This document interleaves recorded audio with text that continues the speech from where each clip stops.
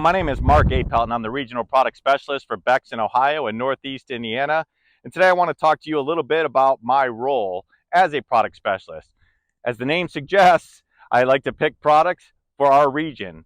And one of the things that makes Ohio and Northeast Indiana very unique is the unpredictability of the weather. So one of the things that I try and do for our customers is I try and take weather and minimize it as much as possible when bringing in products, both corn and soybeans, into the region. So let me just give you a few examples. In corn, some of the things that I like to take a look at are products that actually have really good stress emergence. So not only look for products that have really good quick emergence out of the ground, but also products that can withstand some of the stress from the anaerobic conditions that we get when we get way too much rain. So that's just one aspect of things that I look for.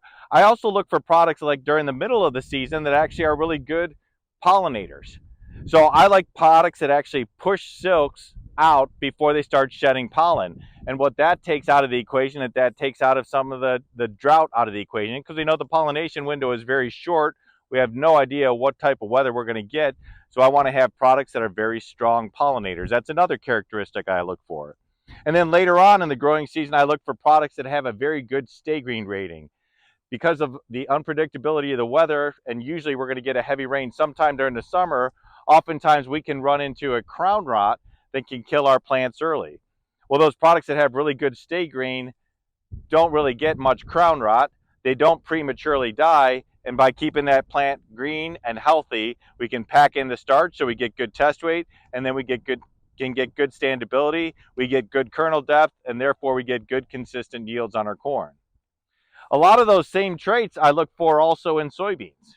I look for those products that have good Phytophthora tolerance, not necessarily a gene. A gene only covers specific races, whereas tolerance gives you tolerance against all races. So I really like to have that Phytophthora tolerance. The other thing that I really would like to have on beans is I really like to have wet feet tolerance.